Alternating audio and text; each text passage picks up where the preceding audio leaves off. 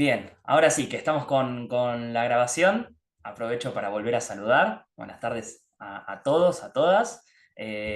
Bueno, gracias por estar y por aprovechar el viernes lluvioso, por lo menos acá en Buenos Aires, de esta manera. Y les pido, por favor, que en cuanto puedan, vayan completando el formulario de asistencia que les acabo de pasar por el chat, que ahí lo acabo de dejar más que nada para que puedan eh, nada, anotarse y hacerlo en el momento que quieran de la reunión, pero por favor no se olviden de hacerlo en algún momento, eh, así podemos ir teniendo registro de quiénes van asistiendo y demás. Bueno, buenas tardes también a Camilo, Esteban, que recién ingresaron, y, bueno, y ahora está ingresando también Manuela Sánchez.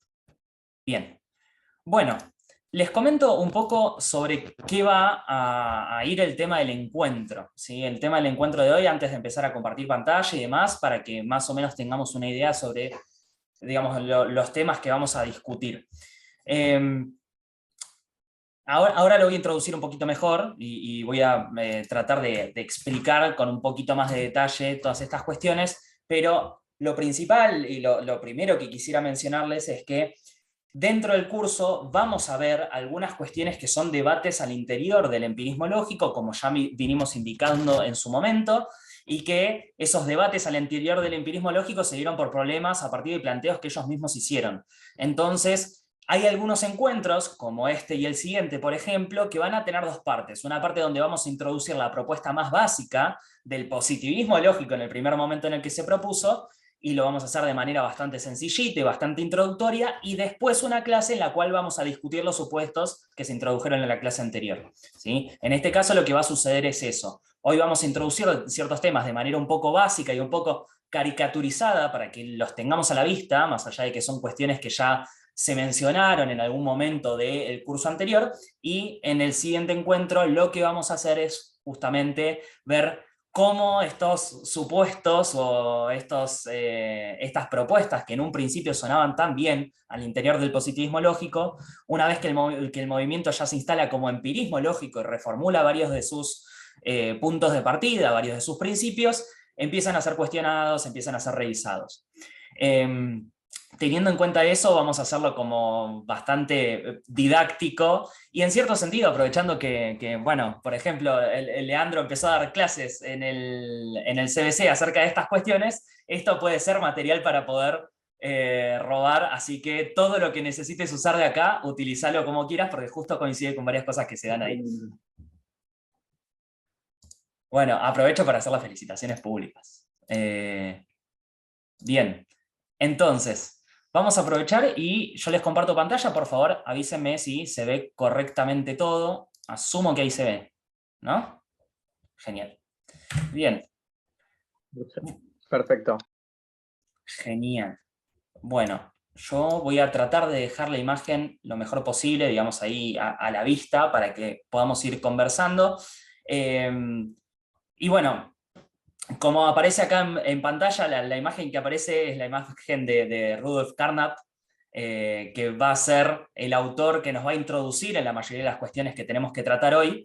Y puntualmente lo que vamos a introducir es una herramienta muy, muy básica del positivismo lógico para poder hacer varios de sus planteos en torno a cómo se tiene que hacer ciencia y cómo no, que es la famosa distinción entre términos empíricos y teóricos. Ahora vamos a comenzar con esta cuestión desde el principio para que quienes nunca tuvieron relación con alguno de estos temas entiendan bien de qué estamos hablando con esta distinción y al mismo tiempo entiendan cómo utilizarla. Sobre todo la clase de hoy tiene que ver con eso, con saber cómo utilizar esta distinción y de qué manera esto sirvió para poder resolver una serie de problemas importantes que existían en la ciencia hasta el momento en el que el positivismo lógico hace su propuesta. Después el empirismo lógico, como movida de revisión de los opuestos del positivismo lógico, va a discutir esta distinción y esa discusión se va a mantener hasta nuestros días. Hoy en día se considera también un tema de debate bastante actual el hecho de poder discutir en torno a los temas que vamos a introducir hoy, ¿sí? Bien, comencemos entonces mencionando lo siguiente. Recuerdan que en la primera de las clases, el primero de los encuentros, habíamos introducido algunos puntos principales del proyecto del positivismo lógico cuando recién surgió, y uno de esos proyectos tenía que ver con que la ciencia debe perfeccionar su lenguaje. Este supuesto como medio central del positivismo lógico servía como guía para una serie de desarrollos que van a hacer después para poder lograr que la ciencia se exprese en un lenguaje que no sea ambiguo, que la ciencia evite meterse en cuestiones de metafísica, de superstición, de cuestiones más místicas, y elimine una serie de vocabulario, perdón, una serie de términos de su vocabulario que hacían que bastantes cosas de las que se decían en ciencia fueran incomprobables, confusas, o inclusive estuvieran demasiado sujetas a interpretación. Como lo que querían era lograr más objetividad de una manera muchísimo más rigurosa, dijeron, bueno, la mejor manera de hacerlo es la siguiente: tomemos las teorías científicas, analicemos el lenguaje que están utilizando, y si el lenguaje es el correcto, solamente nos puede llevar a descripciones que sean comprobables acerca de la realidad. ¿Comprobables de qué manera? Bueno, vamos a ver en unos momentos, ¿sí?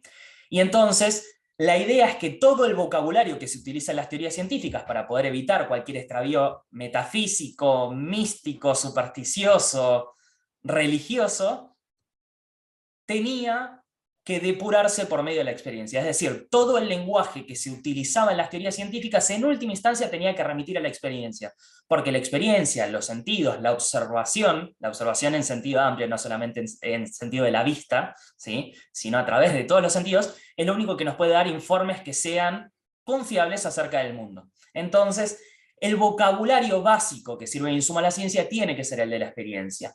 Y el lenguaje en general de la ciencia, si bien no siempre remite a la experiencia directamente, debería articularse sobre el lenguaje que sí pueda hablar de la experiencia de forma directa a partir de herramientas lógicas. Es decir, cualquier término que yo utilice dentro del lenguaje de una teoría científica y que no hable directamente de la experiencia, debería relacionarse con la experiencia de alguna manera, aunque fuera de forma más o menos mediata, ¿sí? Es decir, si yo con herramientas lógicas puedo conectar, ¿sí?, el vocabulario de la ciencia que no habla directamente de la experiencia con aquel vocabulario que sí habla de la experiencia, entonces está todo bien. Sigo manteniendo la verificabilidad de la ciencia a través de la experiencia. Entonces el proyecto va a ser este.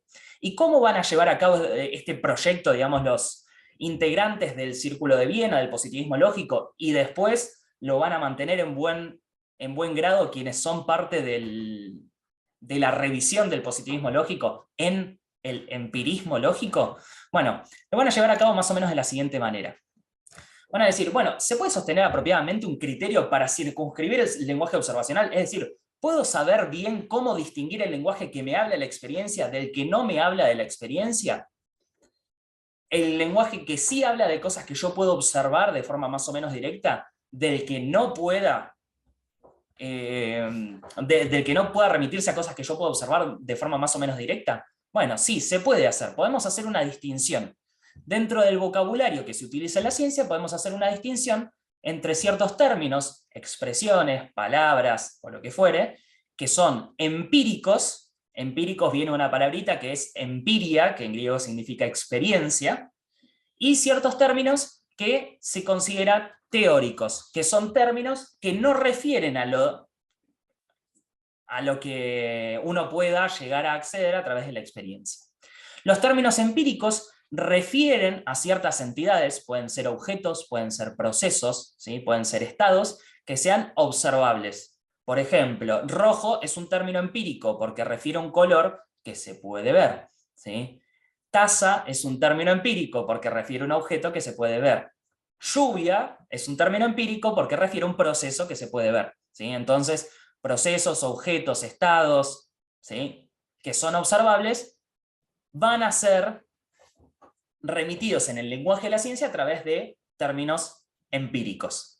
Y a su vez, en el lenguaje de la ciencia tenemos varios términos que no refieren a cosas que son observables directamente, ¿sí?, que son, por ejemplo, los electrones, los átomos, el ADN, las células, ¿sí? Hay una serie de cosas que nosotros no vemos directamente, no lo vemos directamente a través de los sentidos desnudos, ¿sí? Tal vez sí con un instrumento complejo, sí, tal vez a través de algún tipo de experimento o alguna comprobación que sea más o menos complicada, pero directamente nosotros no vemos estas cosas, y son postuladas por la ciencia para poder explicar cosas que sí vemos, ¿sí? Yo, por ejemplo, para poder explicar determinados fenómenos físicos necesito hablar de átomos, supongamos, por lo menos en la ciencia actual, se lleva a cabo la actividad científica cotidiana de esta manera. Para explicar acerca de determinados fenómenos físicos que puedo ver, bueno, lo explico a través de el uso del término átomo, que postula una entidad que yo nunca pude ver directamente, que si puedo ver o detectar es a través de mecanismos bastante complejos, pero así todo, que me sirven dentro de una teoría científica. Bueno, los términos que refieren a estas entidades, dígase, objetos, procesos, estados que sean inobservables, en el sentido de que yo no puedo acceder directamente a través de la experiencia, ¿sí?, a ellos, son los términos teóricos, ¿sí? Entonces esta distinción entre términos empíricos y términos teóricos lo que hace es separar, por decirlo así, las cosas de las que habla la ciencia en dos: las cosas que son directamente observables y las cosas que no son directamente observables, que son inobservables, al menos en un sentido medianamente cotidiano. Yo las puedo detectar, obviamente la ciencia va a tratar de detectar a través de la observación muchas de estas cosas, pero no lo va a hacer a través de un proceso tan sencillo como simplemente hablar de una taza y que yo lo pueda ver, ¿sí? Entonces, esta distinción va a servir para poder tratar de articular mejor el lenguaje de la ciencia. Hay otros términos que ni siquiera, ¿sí?, en el ámbito de la ciencia calificarían como empíricos o teóricos, porque son términos que refieren a cosas para las cuales ni siquiera tenemos una observación relativamente inmediata. Por ejemplo, para los integrantes del positivismo y el empirismo lógico, Dios sería un término que ni siquiera califica como teórico, porque ni siquiera una observación bastante inmediata te podría probar a qué te estás refiriendo con ese término, ¿sí? Podría remitir de forma más o menos rebuscada a qué te referís con ese término. ¿Por qué? Porque no se puede circunscribir un conjunto de experiencias que vos puedas tener, ni siquiera con un instrumento demasiado complicado, complejo, difícil de entender, ¿sí? Entonces, con esta distinción entre términos empíricos y teóricos, a estos habría que agregar otros que son los términos lógicos, pero bueno, vamos a dejarlo aparte por ahora. Con esta distinción entre términos empíricos y teóricos dicen, bueno, el lenguaje de la ciencia tiene que tener términos empíricos y tiene que tener términos teóricos. Otro tipo de términos que no lo califiquen como empíricos o teóricos deberían quedar por fuera de la ciencia, ¿sí? Y entonces ahí ya nos sacamos un montón de términos a los cuales no podemos hacer referencia ni siquiera por medio de una teoría científica. Dios, el alma, los ángeles, etcétera, etcétera, etcétera, ¿sí? Bien, ahora, esta distinción entre términos empíricos y términos teóricos, ya vamos a ver, es problemática. ¿Por qué? Yo les pregunto, ¿nosotros podemos distinguir de forma tajante entre lo que es observable y lo que es inobservable? ¿Tenemos la capacidad de hacer eso? Les pregunto, es una pregunta medio tramposa, pero bueno, la hago igual. ¿Qué dirían ustedes? ¿Podemos hacer una distinción tajante entre las dos cosas? Es decir, bueno, esto es todo lo observable, esto es todo lo inobservable, pero que postula las teorías científicas. Y eso conteste libremente. Contaminado por el texto de Carnap que nos mandaste, yo diría que no. También lo vería como un gradiente, pero no sabría qué Perfecto, responder antes de esa lectura. perfecto. No, y está muy bien, porque en realidad, claro, esto parece una distinción medianamente tajante cuando uno la conoce en un principio antes de leer el texto de Carnap. Antes de leer el texto de Carnap, yo les planteo esta distinción y dirían, bueno, sí, aquello a lo que puedo acceder a través de los 5 sentidos, desnudos y sin ningún tipo de ayuda, es observable. Aquello a lo que no puedo acceder a través de los 5 sentidos por sus propios medios, lo tengo que considerar inobservable, ¿sí? Y entonces la distinción parece tajante en un principio, pero fíjense que esta distinción, si bien cumpliría la misma tarea que yo les mencionaba hace un rato en torno al lenguaje de la ciencia, sería una distinción bastante ingenua. ¿Por qué? Porque no todo es tan extremo de decir, bueno, esto es observable o no es observable en dos cajones completamente separados, y no se puede hacer esa distinción de forma tan tajante. Y los mismos integrantes del Círculo de Viena, los mismos defensores del positivismo lógico, se dieron cuenta de esto en un principio. En el primer momento en el que hicieron su propuesta ya se dieron cuenta de que esta distinción no tenía que ser algo tan radical. Y entonces dijeron, bueno, ¿cómo podemos hacer para poder entender esta distinción de forma no tan radical? Fíjense lo siguiente, digamos que nosotros tenemos en claro, por ejemplo, que rojo es un término ¿de qué tipo? ¿Empírico o teórico? Ahí dirán ustedes. Empírico o teórico, rojo. o taza. Empírico. Perfecto, empírico, perfecto. Ahora, electrón, ¿es un término empírico o teórico? Teórico. Empírico. Electrón es un término teórico, porque no es observable directamente. Nosotros no vemos los electrones de forma directa. Pero uno diría, pero los científicos sí lo observan, de alguna manera. Utilizan instrumentos bastante complicados, pero lo observan, ¿sí? Tal vez esto también se podría hacer más notorio con el término célula. Célula es un término que, al menos según esta distinción inicial que propusieron los integrantes del Círculo de Viena, es un término teórico. El tema es que una célula se puede observar de forma relativamente directa. Uso un microscopio y listo. Es un instrumento complicado, pero tendría que considerar que es un término teórico, porque no puedo utilizar los sentidos desnudos para poder observar. Sí. Hay algunas células que se ven a simple vista. Claro, sí. Hay algunas que sí, especialmente, bueno, con organismos bastante más grandes que nosotros, pero así todo, lo que dirían los integrantes del Círculo de Viena es, no lo podríamos reconocer como célula si no fuera con el término teórico, porque antes se consideraba que era otro tipo de cosa, materia viva de otro tipo. Buen punto.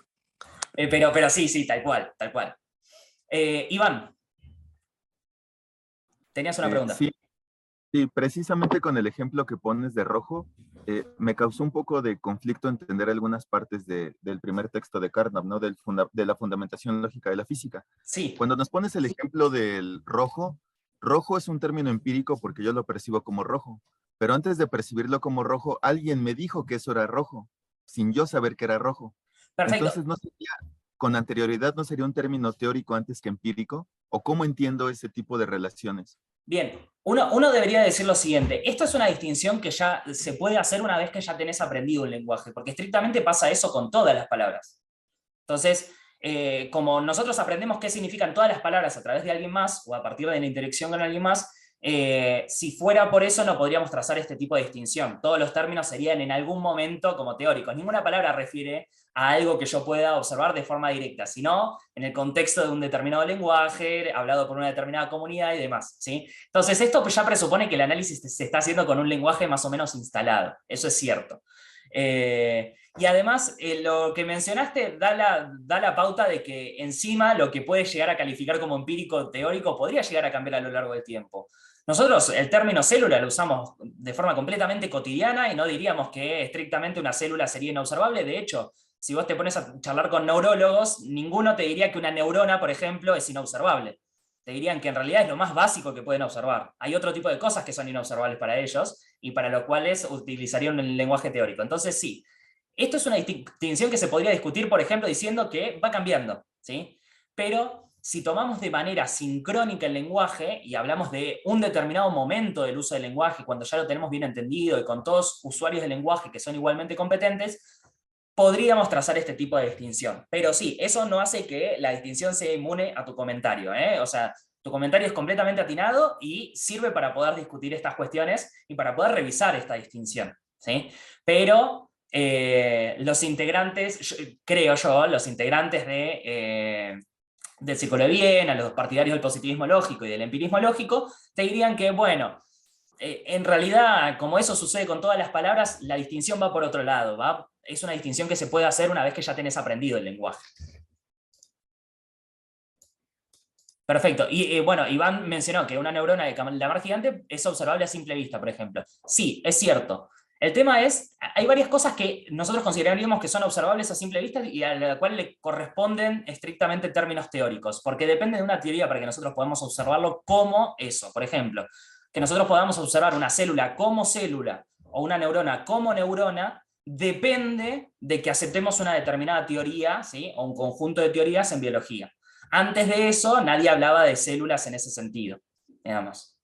Entonces, también sucede algo similar. De hecho, bueno, ahora a continuación vamos a ver un ejemplo de algo que nosotros pensaríamos que es perfectamente observable y en realidad debería ser considerado, el término que le corresponde debería ser considerado teórico, ¿sí? O sea, hay algunas salvedades que hacer. En esta presentación introductoria vamos a hacer la distinción entre observable e inobservable, pero ahora vamos a ver que es un poco más complejo que eso.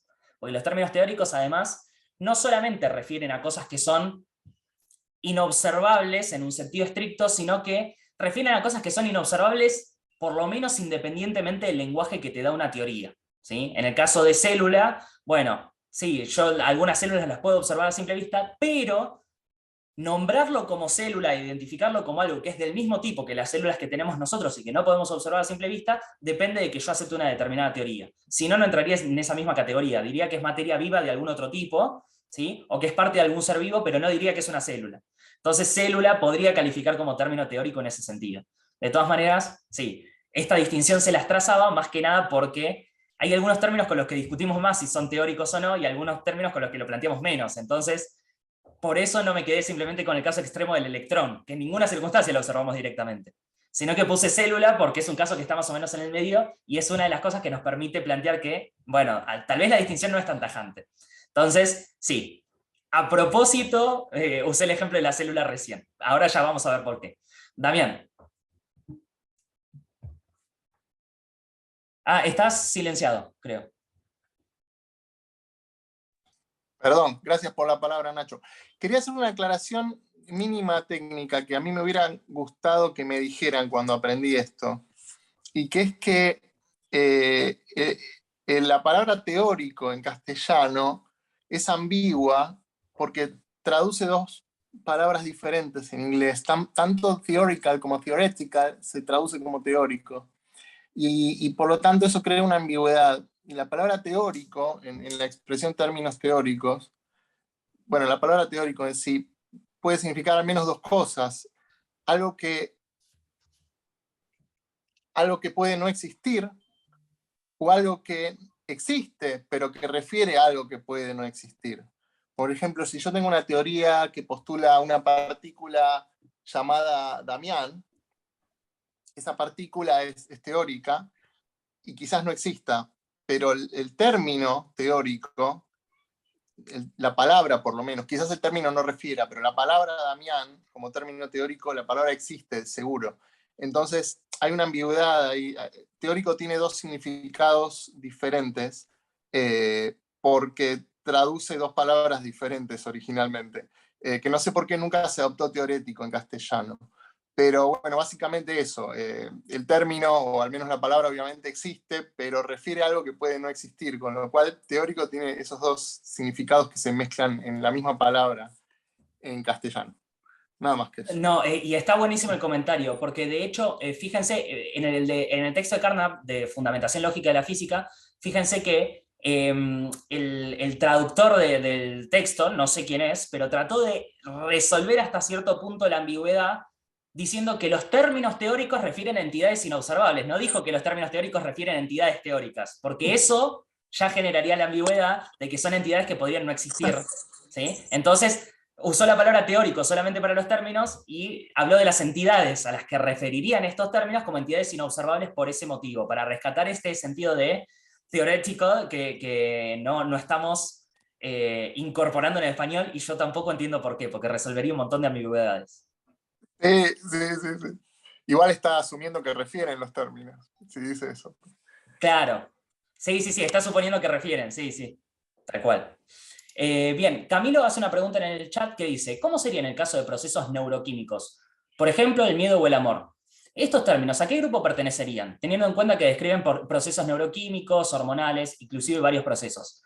Ojo, miedo o amor por sí mismos no refieren, por lo menos de forma inmediata, a procesos neuroquímicos o hormonales, sino que a través de una teoría en neuroquímica, en química en general, o en endocrinología, se trata de explicar cómo surgen el miedo y el amor, que serían perfectamente observables aun cuando no tuviéramos una explicación al respecto. Entonces, tal vez los términos que se utilicen en neuroquímica o en endocrinología para poder hablar de los procesos que subyacen a la manifestación del amor o del miedo, tal vez esos términos sí serían teóricos. Pero miedo o amor, uno sabe perfectamente a qué refieren y podría identificarlo a partir de conductas de personas sin necesidad de hacer referencia a ningún tipo de entidad inobservable. El tema es que esto sirve para poder marcar algo interesante, que es que los términos teóricos normalmente se inventan para poder referir a cosas que nosotros no podemos observar, pero que se supone que están funcionando a la base de lo que sí podemos observar.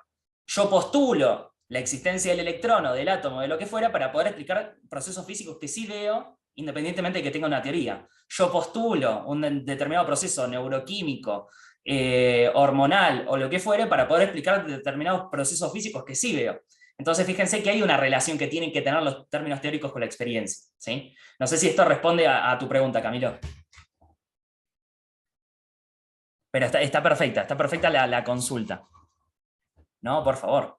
Gracias a ustedes por las preguntas, las intervenciones. Igualmente, justo lo del tema del miedo y el amor va a ser interesante porque el otro artículo a partir del cual vamos a trabajar, que es Psicología del lenguaje fisicalista, que también es de Carnap, trata de aplicar, o sea, trata de traducir en lenguaje observacional un montón de términos que son propios de la psicología. Por ejemplo, miedo sería uno, ¿sí? Entonces, bueno, por eso también viene bien la aclaración y viene más que bien la pregunta. Bien, entonces, como veníamos conversando, esta distinción entre términos empíricos y teóricos no puede ser tan tajante, ¿sí? Funciona bien para casos extremos, pero hay algunos casos en los que no funciona tan bien. Si yo digo rojo o digo taza, y ese es un término empírico porque refiere a una entidad que yo puedo observar de forma relativamente directa, bueno, eso está perfecto, pero el tema es, ¿qué pasa si utilizo lentes? Ya estoy utilizando un instrumento, ¿significa que rojo o taza pasa a ser un término teórico? Y bueno, uno diría que no, porque en realidad, nada, usar lentes no es un instrumento demasiado complejo como para que yo diga que todo pasa a ser inobservable de forma directa simplemente porque los tengo que usar, porque si no veo borroso, ¿sí? Entonces, a pesar de que esté observando con lentes, tengo lentes como un instrumento y hay personas que los tienen que usar permanentemente, hay otras personas que los tienen que usar momentáneamente y hay personas que no los tienen que usar, pero así todo diríamos que en general lo que observan y se tiene que considerar observable y los términos que les corresponden tienen que ser empíricos. Ahora, ¿qué pasa si uso algo más complicado como una cámara, un instrumento más complejo? O uso uno que me permita observar cosas que normalmente yo no veo, como un telescopio. ¿Y qué pasa si complejizo ese objeto y, bueno, empiezo a observar cosas con un microscopio? Y empiezo a usar un microscopio electrónico después de eso. Y así sucesivamente. Fíjense que si ya nos referimos a los instrumentos que hay que usar para observar, parece ser progresiva ¿cómo es? La transformación de, bueno, esta entidad es observable porque lo puedo observar de forma relativamente directa con los sentidos desnudos o con instrumentos relativamente sencillos, hasta llegar a los instrumentos más complejos o a las técnicas más complejas para poder observar lo inobservable, por decirlo así. Entonces, como esto es un continuo, ¿sí? Las técnicas que se consideran relativamente directas para observar algo se definen más o menos por convención, y las técnicas e instrumentos que se consideran más complejos y que supuestamente nos permiten ver lo inobservable, también se define más o menos por convención. Entonces deberíamos considerar que esta línea divisoria entre entidades observables e inobservables es relativamente móvil, ¿sí? Y la distinción es de grado, dice el propio Carnap. Y entonces la distinción entre términos empíricos y teóricos funciona bien como una distinción para poder identificar bien los extremos, pero en los elementos que están más o menos en el medio, como podríamos decir el caso de la célula, bueno, podrían entrar un poco más en discusión. Esto no inhabilita la distinción, simplemente nos hace dar cuenta de que la distinción es una distinción de grado, ¿sí? Entonces, la distinción puede ser perfectamente válida siendo una distinción de grado, siempre y cuando haga esa aclaración. Si yo planeo decir que esta distinción es tajante, bueno, ahí se me cae toda la propuesta, ¿sí? Bien, esto calculo que más o menos queda comprendido. Si quieren pasamos ya a lo siguiente. Y hacemos un ejercicio que suelo hacer con los chicos del CBC. Para quienes no sepan qué es el CBC, es el año introductorio en varias de las carreras de la Universidad de Buenos Aires, ¿sí?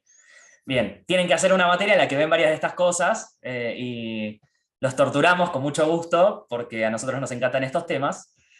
Así que, bueno, vamos a hacer un pequeño ejercicio. Sí, Iván.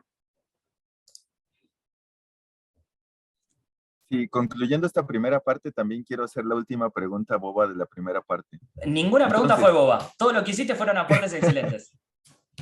Bueno, mira, nos estamos viendo a las entidades observables e inobservables en un gradiente, ¿no? Sí. Pero se me ocurrió, por ejemplo, ahorita que estabas explicando lo del microscopio y lo de las cámaras, pensé en Leeuwenhoek y en las primeras lentes que talló, que eran cosas sumamente sencillas y que las tallaba con su propia mano en su casa. Entonces, ese es el antecedente de los primeros microscopios, pero es un instrumento a través del cual yo puedo ver algo a menor escala.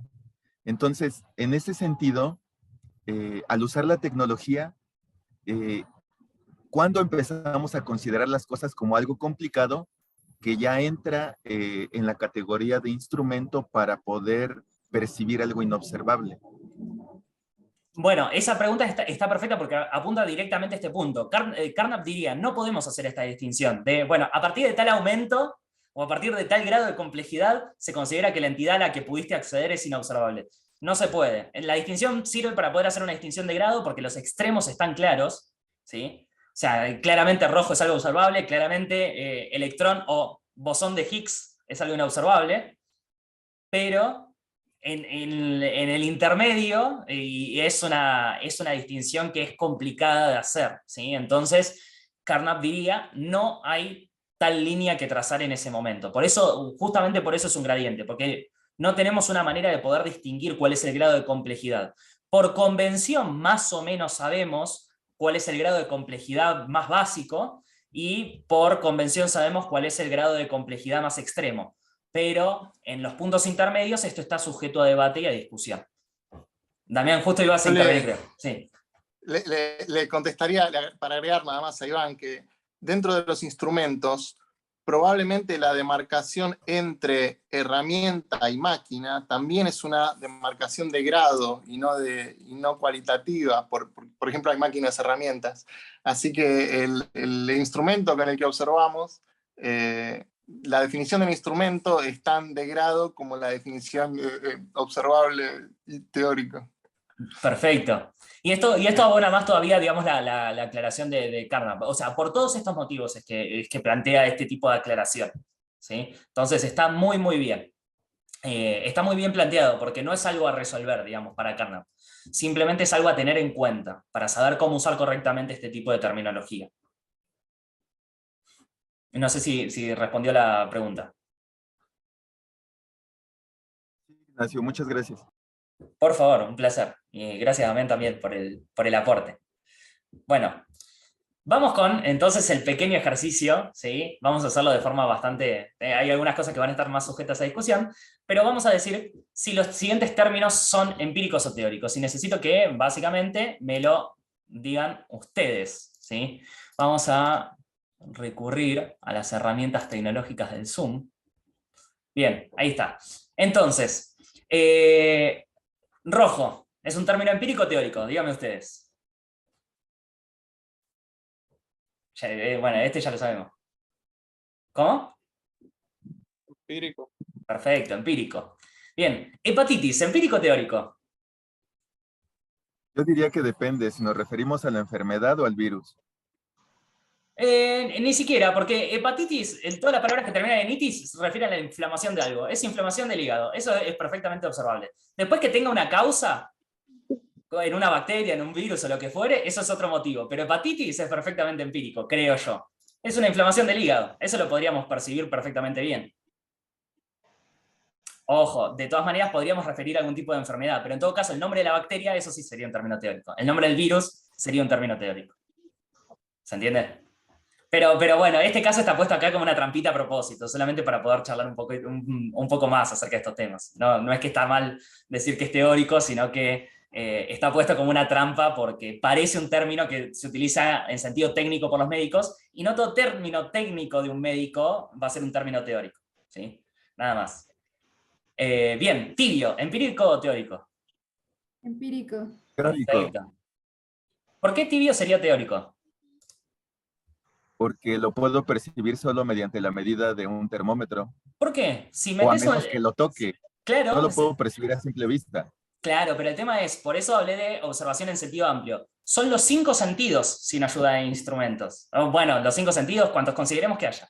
Pero son los sentidos en general, no es solamente la vista los que se consideran para la Entiendo. distinción. O sea, sí, tocando cosas también puedo percibir percibir un objeto y que se considere observable, ¿sí? Bien, oxígeno, ¿empírico o teórico? Teórico. Teórico.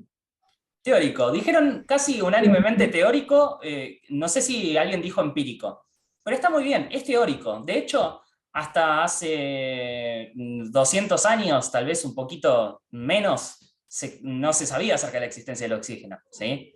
Una cosa es hablar de aire, otra cosa es hablar de oxígeno. El aire sí lo puedo percibir, ¿sí? Lo siento, lo respiro, lo huelo, pero el oxígeno, como elemento químico que yo tengo que postular de alguna manera, y bueno, eso tendríamos que considerar que eso es teórico. Bien, vamos con complejo de Edipo. Empírico, teórico. Teórico. Teórico. Teórico, perfecto. Concepto del psicoanálisis refiere a un determinado proceso que hace la psiquis humana según este tipo de enfoque o esta propuesta. Bien. Inflación. Inflación en el sentido de la economía, ¿eh? Inflación, ¿es empírico o teórico? Teórico. Teórico. Empírico. ¿Teórico o Teórico. empírico? Teórico o empírico depende de qué. ¿Por qué sería empírico? ¿Por qué sería teórico? Bueno, yo dije empírico porque depende de la medida de la tasa de inflación. Si yo no veo la medida que aumenta o disminuye, pues no puedo decir que sea algo observable. Claro, eso igualmente iría más de la línea de decirlo teórico, así como yo puedo plantear, por ejemplo, mediciones teóricas acerca de la cantidad de átomos o la cantidad de electrones que pueda haber en algo. O sea, eso me haría pensar que es más teórico, pero dijiste empírico por algo en particular. ¿Nosotros podemos ver la inflación directamente, No, por ejemplo? dije empírico porque realmente quise decir teórico. Ah, ok, perfecto, perfecto. Sí, tal cual. Este es un ejemplo que normalmente cuando lo hago en lo resuelvo en conjunto con mis alumnos en curso de introducción al pensamiento científico, en este curso básico que hay en la facultad. Inflación suelen decir que es algo empírico, porque de hecho dicen, bueno, en Argentina tenemos muchísima inflación, todo el tiempo estamos viendo inflación. ¿Cómo debería ser esto teórico? Bueno, y yo ahí les explico, ¿cómo te das cuenta de que hay inflación? Bueno, porque aumentan los precios. Perfecto, entonces, suba de precios es una expresión que es empírica, inflación es lo que se postula en economía para poder explicar por qué subieron los precios.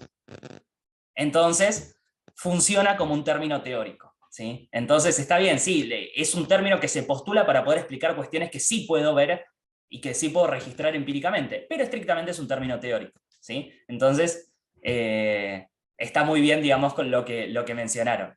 Está muy, muy bien. Bien, amargo, empírico o teórico. Empírico. Empírico. Empírico, perfecto. El siguiente tal vez está un poco más sujeto a discusión. Mitocondria, empírico o teórico. Teórico. Teórico. Teórico en el sentido de que, tal como las células, la mitocondria es una organela de las células que es la que le sirve para poder obtener energía, bueno, se postula para poder explicar determinadas cosas acerca del funcionamiento de las células, pero se debería considerar teórico en este sentido. Hay que conocer determinadas teorías en biología para poder tratar de reconocer las mitocondrias y no es algo que simplemente está disponible a la observación más pura y dura o siquiera a través de instrumentos sencillos. Bien, siguiente, 10 kilos de arena, ¿empírico o teórico? Teórico. Empírico. Empírico. Empírico. Bueno, la mayoría dijo empírico. ¿Por qué podría ser teórico, Iván? Porque la arena sería algo empírico porque la percibo a través de la vista, pero no puedo percibir la masa de la arena a menos que la mida. Perfecto, eso está muy bien, porque estrictamente tengo que utilizar algún tipo de instrumento para notar que hay 10 kilos ahí. El tema es que el instrumento que se utiliza, la balanza, es relativamente sencillo. Se tendría que considerar como relativamente sencillo. Entonces, de todas maneras, como no podemos trazar la distinción de forma completamente radical, sí deberíamos decir que este término es bastante más teórico que otros términos empíricos, como por ejemplo si yo dijera arena solamente, tal como dijo Iván. Pero, por lo general, por una cuestión de convención, se suele considerar que es más empírico, ¿sí? Es simplemente una cuestión de convención, pero en realidad, claro, determinar una cierta medida no es algo tan estrictamente teórico, porque en este caso estamos utilizando algún tipo de instrumento sencillo para poder detectarlo, ¿sí? Con una balanza ya lo puedo resolver. Entonces, este ejemplo está puesto acá simplemente para poder hacer referencia a esto. Según la distinción de Carnot, cuando se utiliza un instrumento sencillo para poder observar, también tenemos que considerar que el término utilizado es empírico. Bien, ¿y ráfaga de viento? ¿Empírico o teórico? Empírico. Empírico. Perfecto, empírico, sin lugar a dudas. Fabio menciona en el chat, te agrego una al juego, cosa. Bien, cosa es uno de los términos que frecuentemente tratan de evitar los positivistas y los empiristas lógicos, porque lo consideran un término que en realidad como que no refiere a nada en específico. Nosotros podríamos ser mucho más precisos siempre. De hecho, es raro que necesitemos utilizar el término cosa en el lenguaje científico. Entonces ellos tratarían de evitarlo, porque de hecho hablar de cosa te hace pensar en una entidad demasiado abstracta, y hablar de una entidad demasiado abstracta que ni siquiera es accesible, ¿sí?, por sí misma, ¿sí?, a través de una observación compleja o a partir de técnicas complejas, ya te mete en un uso de un término que podría derivar en algún tipo de consideración metafísica, ¿sí? Como hablar, por ejemplo, no sé, de simplemente lo que es. Bueno, lo que es, evidentemente las cosas son, pero hablar de lo que es en sentido abstracto y no es lo suficientemente concreto como para que yo lo pueda relacionar con ningún tipo de observación, ni siquiera de forma mediata.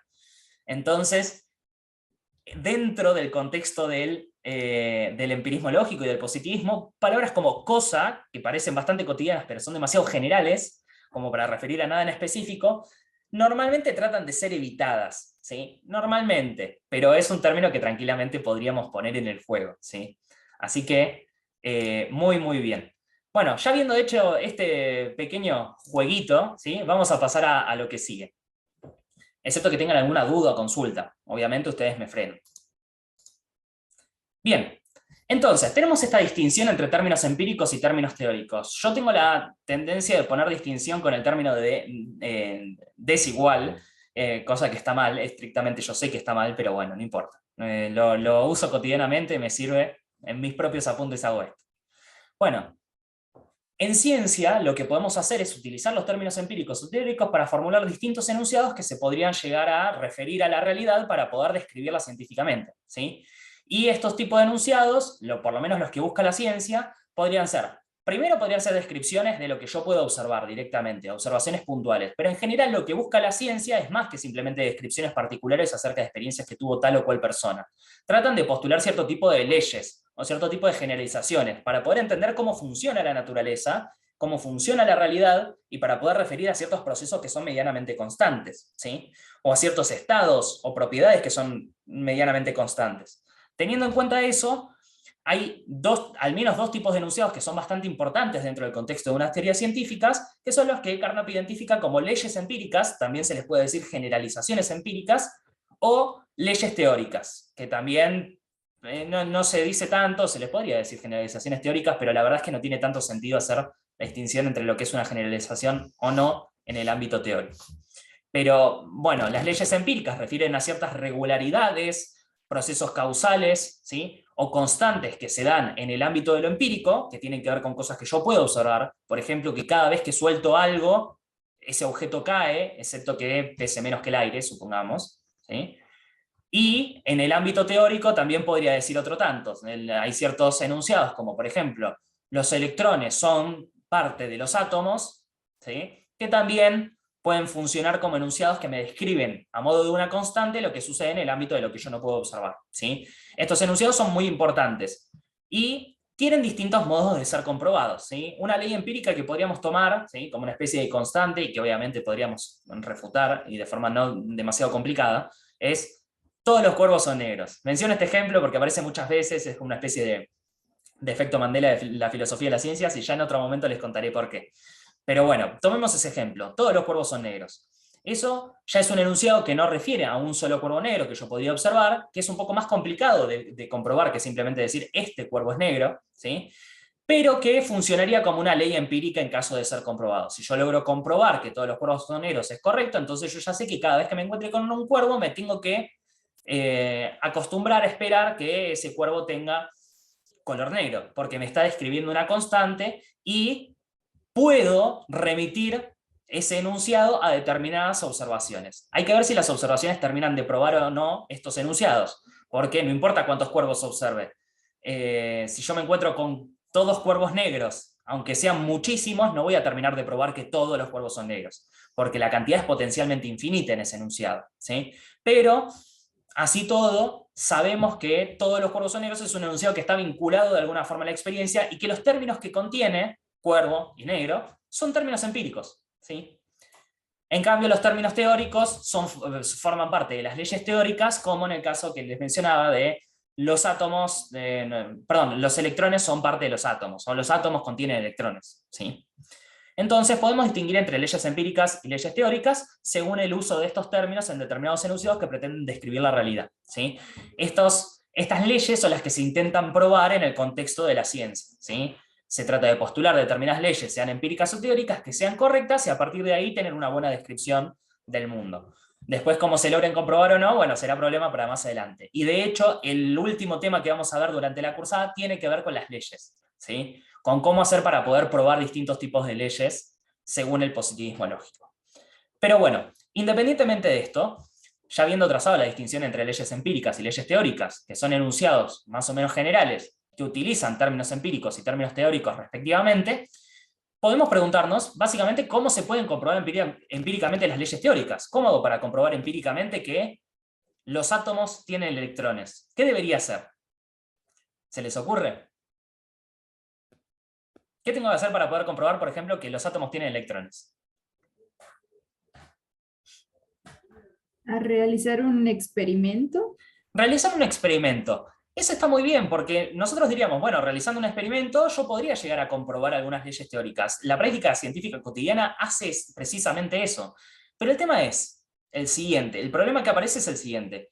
Las leyes teóricas me hablan acerca de algo que yo no puedo ver, y el experimento me da información acerca de cosas que sí puedo ver. El experimento sí o sí tiene que ser observable para mí.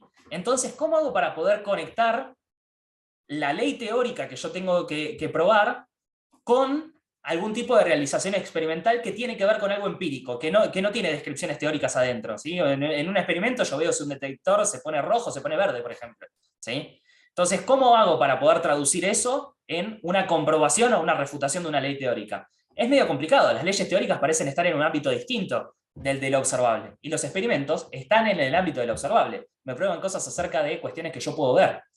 Entonces, ¿cómo hago para poder probar o refutar leyes teóricas a partir de herramientas que fundamentalmente me van a dar información empírica? Bueno, acá sale un tercer tipo de enunciado que postula Carnap, que son los enunciados puente o reglas de correspondencia, ¿sí? Los enunciados puente o reglas de correspondencia son enunciados que tienen términos empíricos y términos teóricos, y lo que hacen es, por decirlo así, traducir los enunciados teóricos en determinadas cuestiones que yo sí puedo observar, ¿sí? Entonces, por ejemplo, puedo decir que en cierto experimento, si yo, no sé, si tiro determinadas partículas, ¿sí? En una cámara, y la cámara tiene un detector, y el detector se pone verde cuando hay electrones adentro de átomos, y se pone rojo cuando los electrones están sueltos y no están adentro de los átomos, podría decir que cuando el electrón se pone verde, estoy probando que los electrones están adentro de los átomos. Y cuando el detector se pone rojo, estoy probando que los electrones no están adentro de los átomos, ¿sí?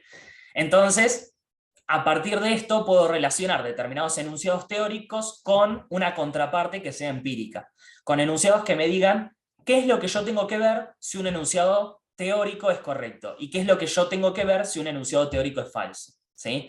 Puedo formular este tipo de enunciados que sean mixtos en ese sentido. No son del todo empíricos, no son del todo teóricos, sino que incorporan términos de ambos para poder tratar de explicarme a partir de algo empírico cómo entender lo teórico, y a partir de algo teórico cómo entender algo empírico.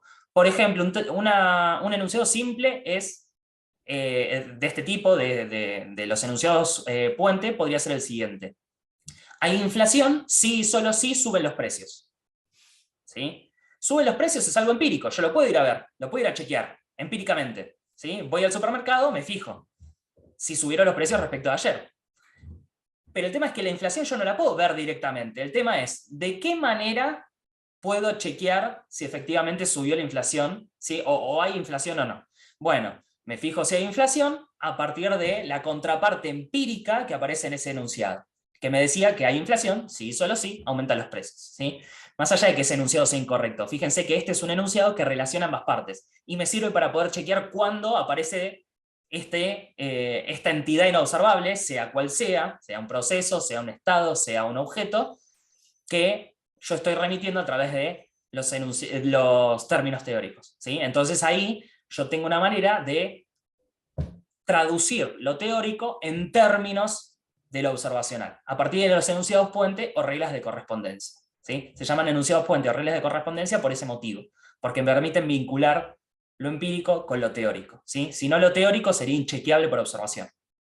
Lean, todo tuyo.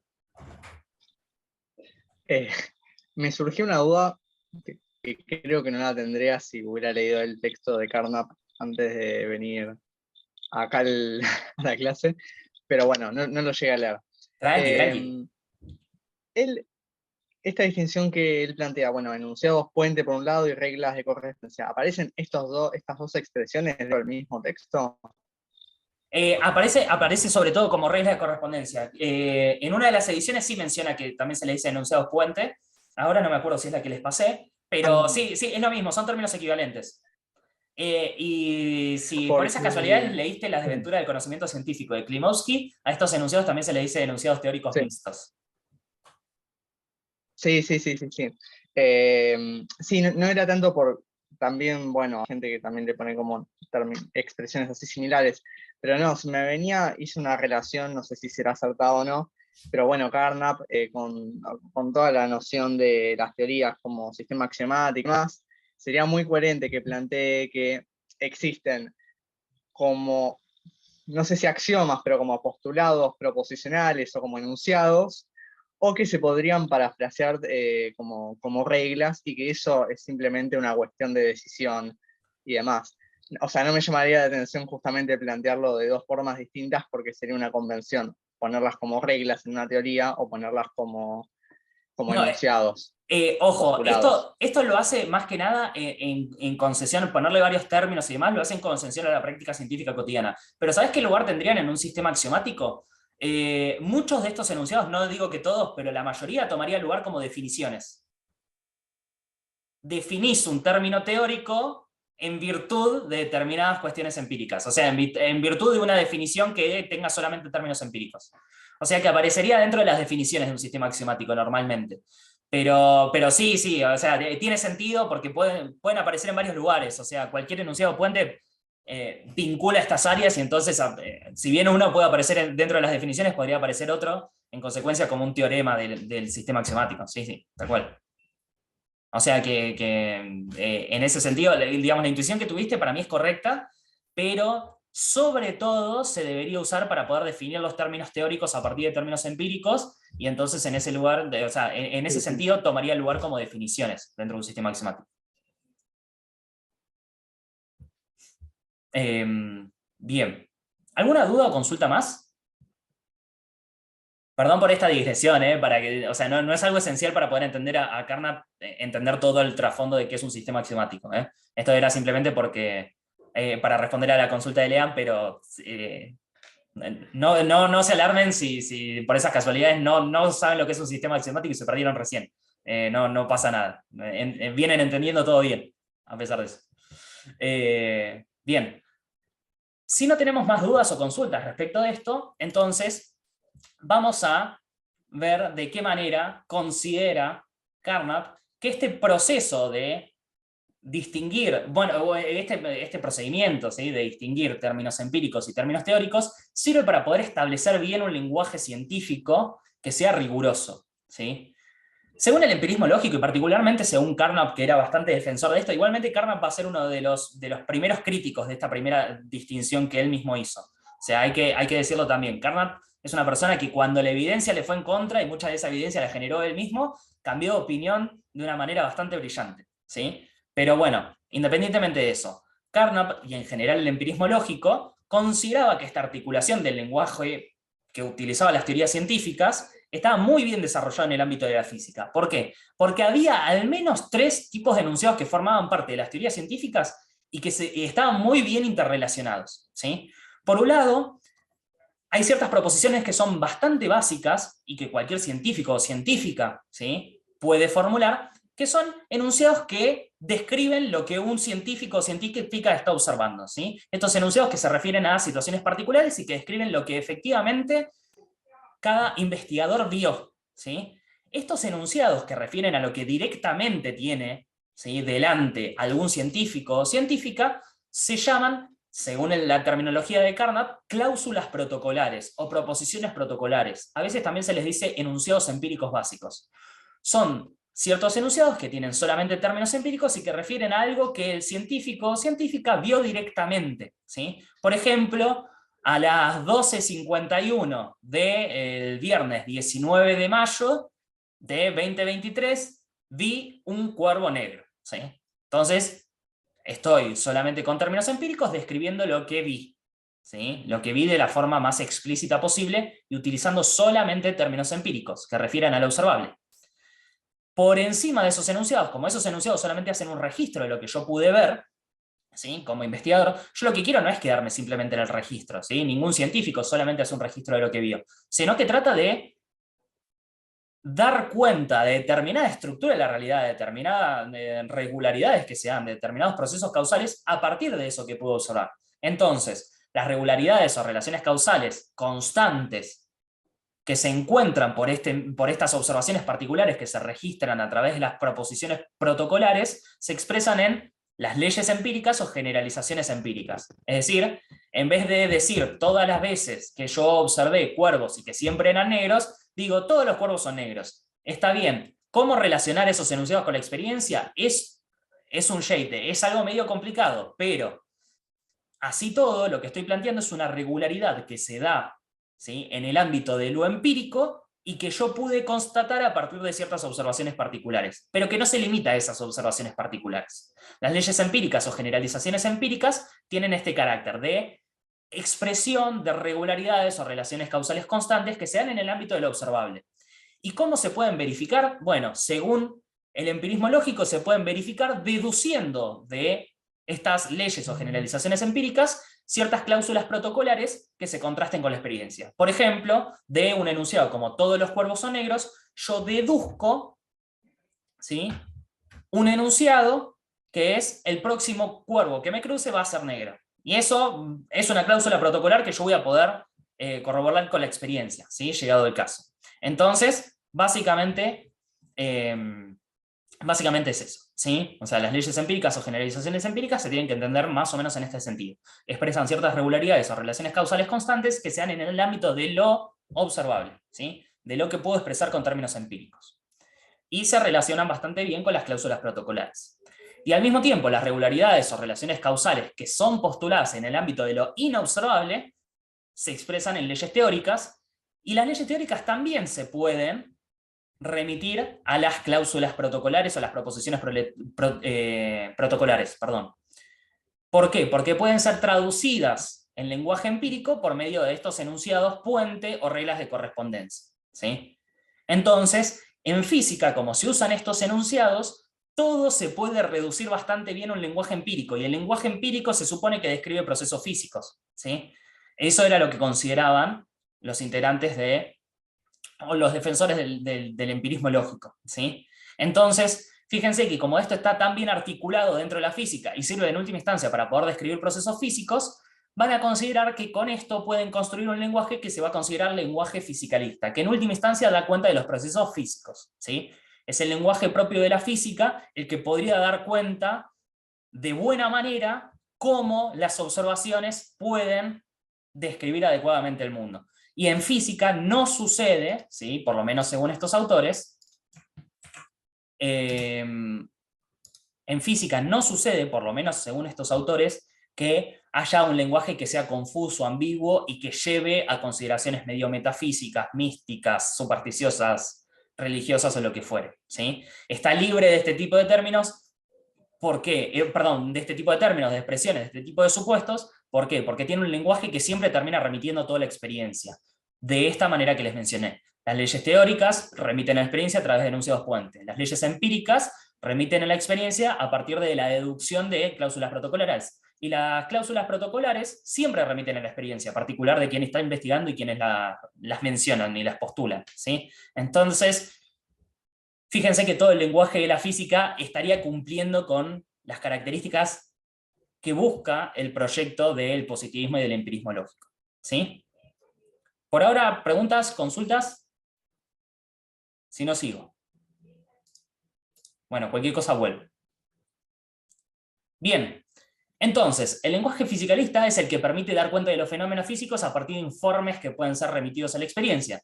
Y por ese motivo, Carnap va a afirmar que el lenguaje fisicalista es universal, cualquiera lo puede utilizar y puede hacer referencia a determinadas a determinados procesos físicos que son sujetos de ser informe de la experiencia, y además es intersubjetivo, en el sentido de que las experiencias que se buscan para poder chequear los enunciados de la física no son experiencias particulares, no es que yo percibo algo y entonces automáticamente eso termina de verificar algo que yo digo en física, sino que el lenguaje puede ser remitido a la experiencia, pero puede ser chequeado por todos. A través de cada una de nuestras experiencias podemos hacer intersubjetivo el chequeo de lo que se dice en física. ¿Sí? Entonces, el hecho de que todo esto remita a la experiencia no nos tiene que hacer pensar que para el empirismo lógico, cada quien a partir de su propia experiencia puede hacer una descripción del mundo, ¿sí? Sino que en última instancia esa descripción del mundo tiene que ser chequeable por todo el mundo a partir de su experiencia. Y en ese sentido el proyecto es bien intersubjetivo. No importa tanto mi experiencia como la experiencia que podamos tener todos, cada uno en particular, para poder chequear un determinado enunciado que está formulado en términos empíricos, o que puede traducirse a términos empíricos. ¿Sí? Y por ese motivo va a decir lo siguiente. Si por su carácter de lenguaje universal se adopta el lenguaje fisicalista como lenguaje del sistema de la ciencia, toda la ciencia se convierte en física. La metafísica quedaría descartada porque carece de sentido. ¿Por qué? Porque utiliza términos que ni siquiera pueden ser traducidos a algo observable.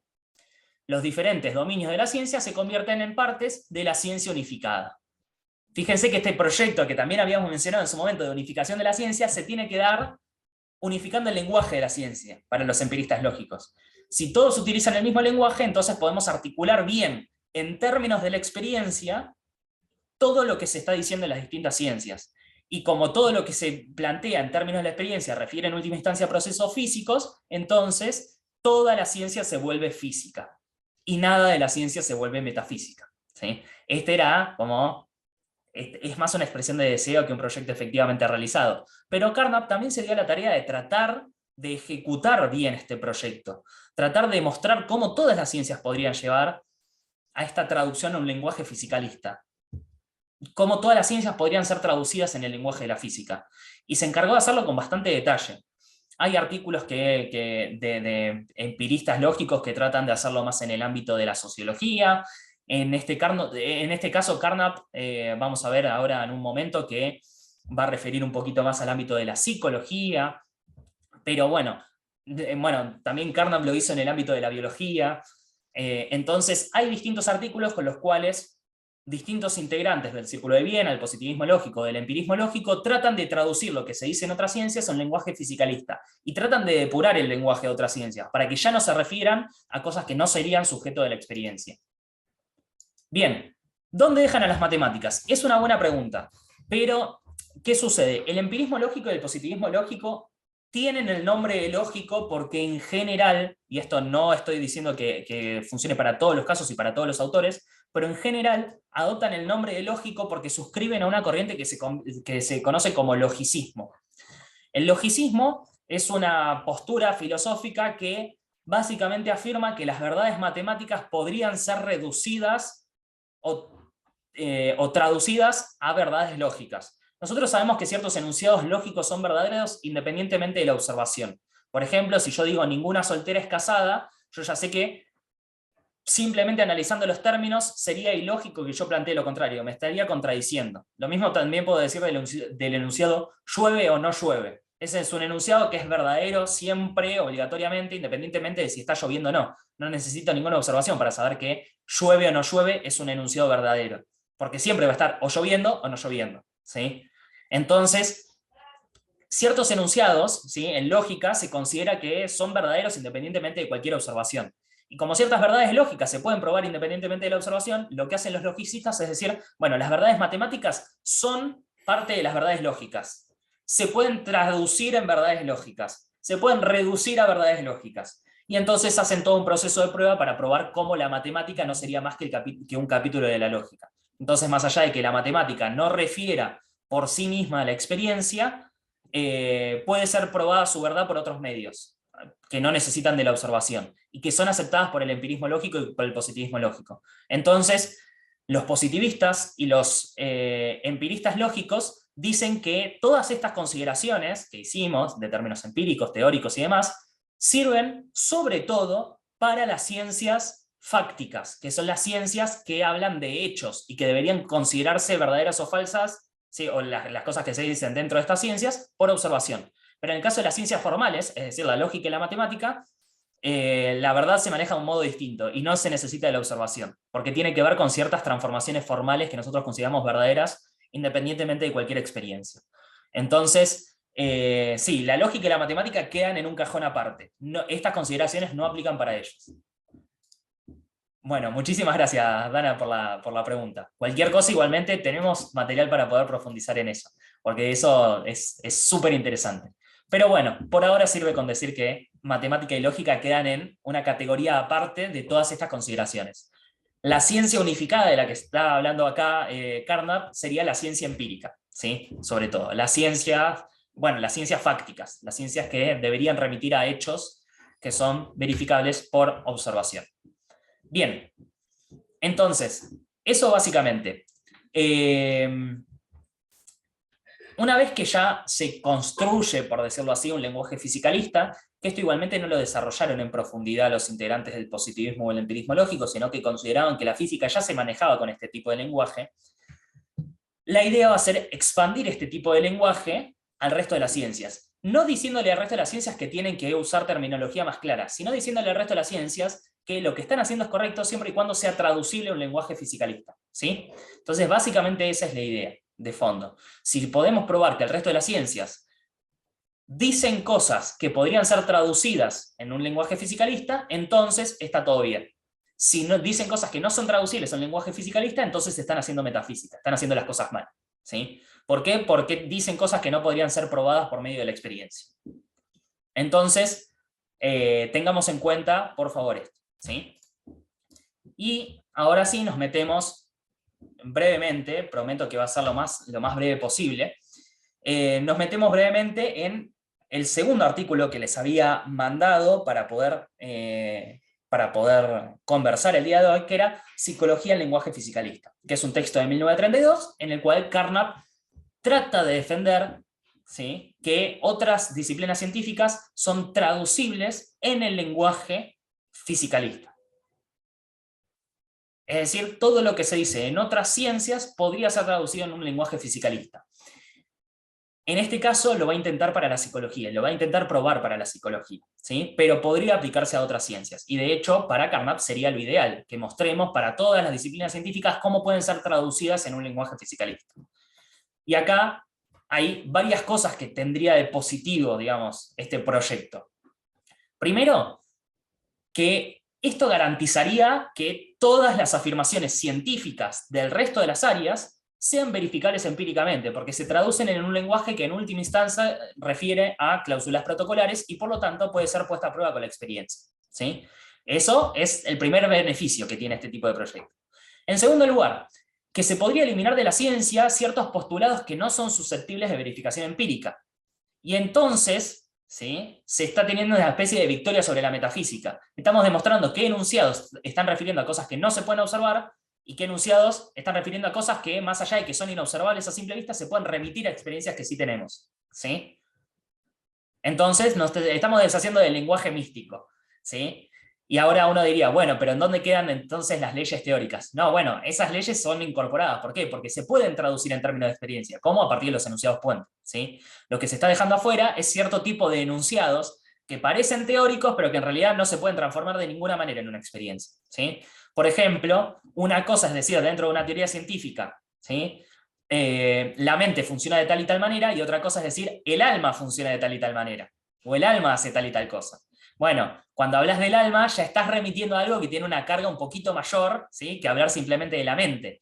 La mente la podés identificar a partir de determinadas conductas de un cierto individuo. Ahora, el alma como una especie de sustancia que después de la muerte persiste y demás, bueno, tiene ciertos agregados que vos no podés chequear empíricamente, según este proyecto que propone el empirismo lógico, y entonces habría que descartar ese vocabulario de la ciencia, ¿sí? Entonces, fíjense que se eliminan varios postulados que incorporan, por ejemplo, terminología que no podría ser traducida a ningún tipo de experiencia. Y, por último, que esta traducibilidad del lenguaje de otras disciplinas científicas en términos del lenguaje fisicalista da una posibilidad de unificar la ciencia en una sola descripción que sea coherente acerca del mundo. Existe esa posibilidad siempre y cuando usemos todos el mismo lenguaje. Si no usamos el mismo lenguaje, entonces todas nuestras descripciones van a ser dispersas y separadas, ¿sí? Posiblemente, en algunos casos, inclusive conflictivas. Bien, entonces esta es básicamente la idea de fondo, ¿sí? Vamos a analizar entonces cómo se hace muy brevemente. El artículo es mucho más, digamos, rico que lo que yo puedo reponer acá, pero vamos a ver cómo hace Carnap para poder tratar de traducir el lenguaje de la psicología en términos de un lenguaje fisicalista. Para eso trata de plantear que hay una analogía entre propiedades, entre hablar de propiedades de sustancias físicas, que eso ya no es un problema porque ya lo hace la física de forma correcta, y enunciados acerca del estado de la mente de otro, ¿sí? En primer lugar. Y después va a ser lo mismo para el estado de la mente de uno mismo, ¿sí? El ejemplo es el siguiente, ¿sí? Va a comparar el ejemplo de un enunciado que diga, este soporte de madera es muy firme, fíjense que es una cláusula protocolar, y el ejemplo acerca de un enunciado que refiere al estado de la mente de otra persona, dice, el señor A está excitado ahora, ¿sí? Dejé el ejemplo con está excitado ahora, más allá de que se usa en un término en sentido distinto de estar excitado, porque me hizo reír, nada más. Bien, entonces, el señor A está excitado ahora, se va a comparar con este soporte de madera, es muy firme. Fíjense que en uno de los casos parece que estoy hablando de cosas que son perfectamente empíricas, este soporte de madera es muy firme, y en el otro caso estoy hablando de cosas a las que no puedo acceder por observación. Ya de por sí, nosotros sabemos que no podemos acceder a lo que está pensando el otro, ¿sí? A la mente del otro. Y entonces no puedo simplemente describir el estado mental de otro como si fuera algo tan directo como lo que estoy haciendo cuando digo este soporte de madera es muy firme, que estoy describiendo una cualidad física externa que sí puedo chequear a partir de los sentidos, ¿sí? No obstante, lo que dice Carnap es, bueno, ¿cómo hacemos para poder chequear que cada uno de estos enunciados es correcto? Van a ver, ¿sí? Insisto, dice Carnap, van a ver que en última instancia utilizamos los mismos mecanismos para probar las dos cosas. Y ambos enunciados refieren a la experiencia y a nada más que la experiencia. Entonces, para poder chequear estos enunciados, si estos enunciados son correctos o no, ¿qué tenemos que hacer? Bueno, nos tenemos que apoyar en determinadas percepciones. Por ejemplo, para poder chequear si este soporte de madera es muy firme, debería chequearme en percepciones acerca de la forma y el color del soporte de madera, ¿sí? A través de esas percepciones, ¿sí? De esa información que yo obtengo a través de los sentidos, puedo chequear si ese enunciado es correcto o no. O sea, remite a esas experiencias. Y al mismo tiempo, ¿en qué percepciones se debería apoyar un enunciado como el señor A está excitado ahora? Bueno, debería apoyarse sobre percepciones que yo tenga acerca de la conducta de A. Por ejemplo, ver ciertas expresiones, gestos, conductas varias, etc. ¿Sí? Si yo noto determinadas expresiones, gestos, conductas y demás en el señor A, bueno, entonces voy a poder afirmar un enunciado como ese, ¿sí? Pero en última instancia, fíjense que las percepciones en las que se apoyan no son percepciones acerca de lo que está pasando dentro de la mente del otro. Son percepciones acerca de cosas externas, manifestaciones externas, ¿sí? De ese estado de ánimo o estado mental, ¿sí? Entonces, se apoyan, ambos enunciados se deberían apoyar en determinadas percepciones a las que podemos acceder sin demasiado problema. Además, ¿cómo se relaciona un cierto estado con mis percepciones? ¿Cómo puedo decir que un estado, un determinado estado, ¿sí? De un sistema físico o de una persona, es accesible para mí gracias a mis percepciones? Bueno, en el caso de las sustancias físicas, nosotros sabemos que cuando percibimos X, digamos, una determinada percepción acerca de, no sé, una madera, cuando percibo X en un soporte de madera, X puede ser cualquier conjunto de percepciones que nosotros asociemos a esto, entonces esa madera resulta firme. Por ejemplo, le intento pegar a la madera y la madera se resiste a mi golpe, ¿sí? Y me hace doler la mano. Entonces, a partir de determinadas percepciones que nosotros tenemos, nosotros sabemos que eso se corresponde con un estado físico de la madera, que es estar firme. Entonces yo digo, un soporte de madera es firme, y eso se relaciona con mis percepciones porque cuando está firme yo percibo tal y tal cosa. ¿Sí? Entonces sabemos cómo relacionar un estado físico con nuestras percepciones. Y va a decir Carnap, lo mismo podemos hacer con los estados mentales ajenos.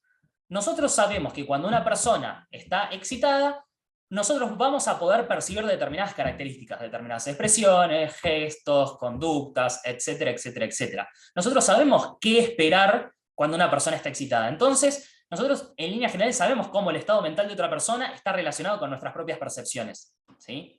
Entonces, si sabemos cómo un determinado estado, sea físico o mental, está relacionado con nuestras percepciones, y las percepciones son las adecuadas, entonces vamos a decir que estos enunciados quedaron verificados. Es decir, si percibimos X en el soporte de madera, ¿sí? X, dígase, al conjunto de características bajo las cuales nosotros decimos que ese soporte de madera es firme, entonces vamos a decir que es verdadero el enunciado que dice este soporte de madera es muy firme.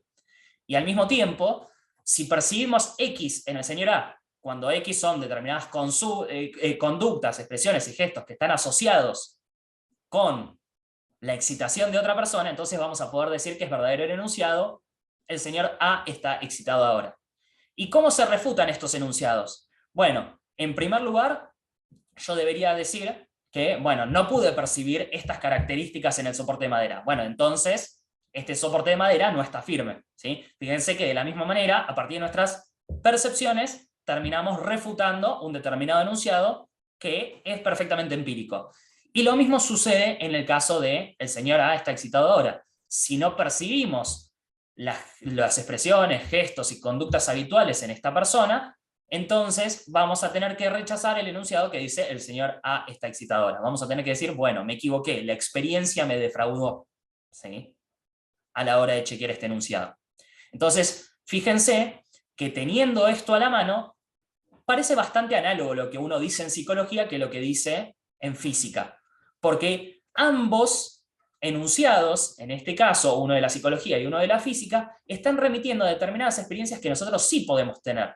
¿Sí? Y que encima podemos tener y que podemos compartir, porque el resto de las personas puede chequear por su propia cuenta si tiene las mismas experiencias o no, que se corresponden con un determinado estado físico o mental en cada caso. ¿Sí? Entonces, va a decir Carnap, lo que se dice en psicología se puede traducir a la física.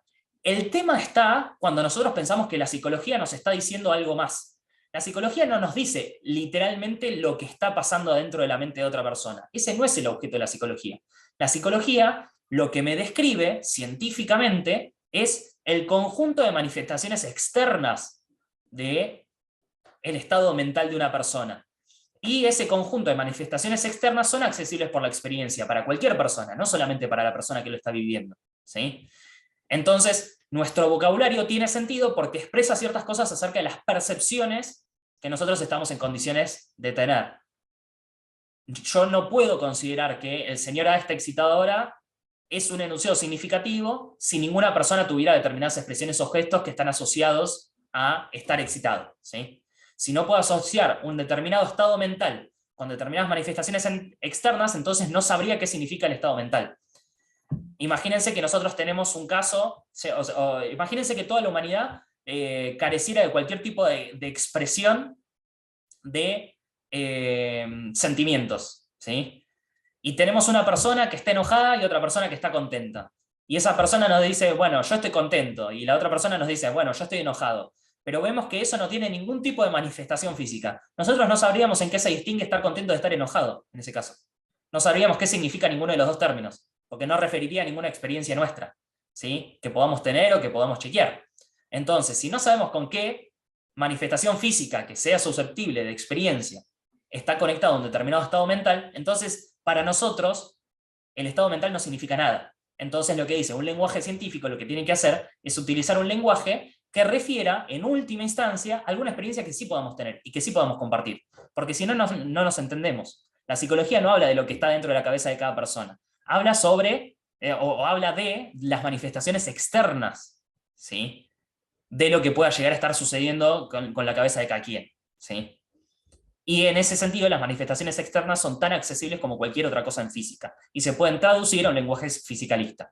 Cuando pensamos que la psicología está haciendo algo más que eso, es que nos estamos excediendo y es que estamos metiéndonos en el ámbito de la metafísica. Estamos metiéndonos con algo que no podemos chequear. ¿Sí? Bien. ¿Esto se entendió? ¿Más o menos? Perfecto, ahí veo a Lean haciéndolo ok, pero bueno, cualquier cosa avísenme, ¿sí? Yo me quedé con la duda, Nacho, de si estará mal copy-pasteado, porque ¿qué tiene que ver la forma y el color con si el soporte es firme? No, bueno, esto porque lo pone con el caso de la percepción visual. Nosotros podríamos asociar también ciertas percepciones visuales con que esté firme y algunas que no. Por ejemplo, si yo veo que un determinado soporte de madera se inclina cuando una persona se le sienta arriba, entonces va a tener distintas formas. La forma, ok, sí, el color por ahí sí está madurada la madera. Claro, tal cual, tal cual. Ok. Entonces, sí, justo en este caso lo traduce en términos de la percepción visual, pero sí, podría aplicar otras percepciones, ¿no? O Sí, sea, yo hubiera elegido otras, como la que hiciste vos, pusiste vos, sí. Claro, sí, de pegarle a la madera y que me duele la mano. Exacto, Sí. exacto. Sí, tal cual. Bien, entonces, esto tiene que ver con, o sea, fíjense que lo más difícil de identificar para la psicología es de qué se habla en base a la descripción del estado de mente de otro. Y esto parece bastante fácil de resolver para Carnap, supuestamente. Porque dice, no, bueno, cuando estamos hablando en ciencia estamos hablando de algo que nosotros podemos experimentar todos, porque si no estamos metiéndonos en cuestiones metafísicas. Entonces, chao. Fíjense que ahora vamos a entrar desde estos mismos presupuestos en una serie de problemas que son inclusive peores, ¿sí? Desde este punto de vista. ¿Por qué? Porque no hay tanto problema para poder describir las conductas, perdón, los estados mentales ajenos a partir de sus conductas externas, ¿sí? Eso no tiene demasiado problema, ¿cómo es? Carnap. No tiene ningún inconveniente con esto, más que nada porque siempre vas a tener algún tipo de manifestación externa. De hecho, la mayoría de los empiristas lógicos, por ejemplo, se la agarraban con Freud, ¿sí? Porque no les gustaba demasiado lo que planteaba acerca del inconsciente, que no se podía observar. Y en este texto, en un momento inclusive, ¿cómo es? Carnap medio que lo reivindica un poquito porque lo pone dentro de este proyecto de deshacernos de las intuiciones habituales a partir de la ciencia y quedarnos con un lenguaje bien empírico. ¿Por qué lo pone? Bueno, básicamente porque una de las cosas que hace Freud cuando postula que existe el inconsciente es decir que el inconsciente se manifiesta en determinados, por ejemplo, actos fallidos, sueños, chistes, ¿sí? Hay manifestaciones externas de eso, y entonces en ese sentido, hasta cierto punto, Carnap interpreta que Freud quiso hablar de algo psicológico en lenguaje fisicalista. Está bien, postuló una entidad teórica, pero la trató de traducir en términos que sean observables desde un punto de vista externo, ¿sí? Al individuo que lo está viviendo. El tema es que si todo tiene que remitir a la experiencia en ciencia, ¿por qué yo no podría hablar de mis propios estados mentales independientemente de su manifestación externa? Yo puedo saber si estoy enojado más allá de que no tenga ciertas expresiones, gestos y demás. Entonces, el problema para Carnap no es tanto el estado de la mente de otro, ¿sí? A la hora de describirlo en psicología, sino el estado de mente propio. ¿Sí? Pero dice, inclusive para el estado de mente propio, yo puedo recurrir al lenguaje fisicalista, ¿sí? Cambiemos el ejemplo de el señor A está excitado por yo estoy enojado ahora, ¿sí? Cambiémoslo por ese tipo de enunciado. Es un enunciado acerca de la mente propia. Yo también podría hacer una descripción de mi propia conducta cuando estoy enojado, mis propias expresiones, gestos, cómo me sube la temperatura en la cara cuando tengo ganas de agarrarme a piñas con alguien, ¿sí? Etcétera. Yo podría hacer una descripción desde un punto de vista externo, ¿sí? De mi propio estado mental. El tema es que yo también le puedo agregar otro tipo de percepciones bajo las cuales puedo probar que tengo ese estado mental, que es mi propia conciencia, ¿sí? O sea, yo soy consciente de que tengo un determinado estado mental y entonces eso es suficiente prueba para mí. De hecho, es una prueba que yo tengo a partir de mi experiencia. ¿Por qué esto viene a contradecir lo que dice el empirismo lógico? Si esto es por experiencia, no es que solamente por experiencia podemos probar las cosas, esto es una experiencia que debería ser válida. Bueno, para Carnap no, y ahora vamos a ver por qué. Pero sigamos. Entonces, tenemos ciertas conductas, ¿sí? O manifestaciones externas de un determinado estado mental bajo las cuales podríamos describir nuestro propio enojo, y también tenemos nuestra propia conciencia que nos lo dice. Además sabemos que cuando percibo X en una persona, perdón, acá tuve un error cuando copié el cuadro anterior, ¿sí? Esa persona resulta estar enojada, ¿sí? No excitada, sino enojada. Entonces nosotros sabemos que cuando percibimos X en una persona, esa persona está enojada. Si percibimos X en nosotros mismos, entonces significa que nosotros mismos estamos enojados, ¿sí? Podríamos hacer el mismo tipo de descripción que hacíamos con el señor A antes, pero en este caso con el ejemplo del enojo. Y entonces, si percibo X, este conjunto de expresiones, gestos, manifestaciones externas de un estado mental, significa que podemos verificar que nosotros mismos estamos enojados, y si no, tenemos que decir que no estamos enojados porque no percibimos tales cosas. Ahora, ¿qué sucede acá? Que para Carnap, nosotros deberíamos descartar de la ciencia la descripción de las experiencias que tengan que ver con nuestra propia conciencia. ¿Por qué? No tanto porque sea algo inaccesible por experiencia para mí, sino porque es inaccesible por experiencia para otros. Entonces, en psicología, si lo que buscamos son generalidades, no tenemos que tratar de buscar un tipo de prueba especial para nuestros propios estados mentales que no tengamos para los otros. Entonces me debería limitar a describir mis propios estados mentales en psicología tal como describo los de los demás. Y entonces ahí estamos utilizando el mismo lenguaje, que es intersubjetivo y universal, propio de la física, para el ámbito de la psicología, siempre y cuando evitemos describir nuestra propia conciencia. ¿Por qué? Porque siempre que yo trate de describir mi propia conciencia, independientemente de sus manifestaciones externas, voy a decir cosas que para el otro van a ser incomprensibles. ¿Por qué? Porque el otro no puede acceder a mis experiencias. Entonces no sabría cómo verificar mis enunciados. Si yo le digo que estoy enojado, pero no le muestro ninguna manifestación de que lo estoy, bueno, eso no es un enunciado susceptible de ser considerado dentro de la ciencia, justamente porque la otra persona no puede hacer uso de mis experiencias para poder verificar ese enunciado. Ese enunciado para la otra persona no significa nada. Si yo le digo, yo estoy enojado, pero no estás viendo ninguna de estas características externas, ¿sí? No significa nada porque no tiene las experiencias habilitadas como para poder tratar de verificar o refutar ese enunciado, ¿sí? Entonces, cualquier descripción en psicología desde mi punto de vista de primera persona, de mi propia experiencia, que no sea accesible para los demás, debería quedar descartada. Y siempre y cuando utilice un lenguaje que sí podría ser utilizado por el resto de la misma manera que yo, podría describir mis propios estados mentales. Entonces lo que dice Carnap es, bueno, en psicología no es que yo tengo que evitar describir mis propios estados mentales, sino que tengo que describir mis propios estados mentales en términos a los cuales también el resto puede acceder. Si no, no estoy haciendo buena psicología. Y con esto se pelea con buena parte de la psicología que trata de chequear cosas por introspección, ¿sí? A partir de los propios informes de la persona que mira para adentro y se fija qué le pasa en la cabeza. Bueno, dice, no, eso en psicología no debería importar. Hay determinadas líneas en psicología que tratan de evitar esto. Por ejemplo, el conductismo, ¿sí? Igualmente, Carnap hace toda una aclaración acerca del conductismo, porque dice, bueno, el conductismo por una cuestión metodológica trata de evitar referirse a lo que pasa dentro de la cabeza de una persona y se refiere solamente a su conducta. Nosotros lo hacemos por una cuestión de principio, porque el lenguaje de la ciencia no habilita otra cosa que describir manifestaciones externas de las cosas, que sean perceptibles para todos intersubjetivamente, ¿sí? Ahora, fíjense, entonces, que lo más importante para un empirista lógico como Carnap no es tanto que los enunciados científicos puedan ser comprobables a través de la experiencia, sino que sean comprobables a partir de una experiencia que sea compartida. Entonces, acá saco como conclusión lo siguiente.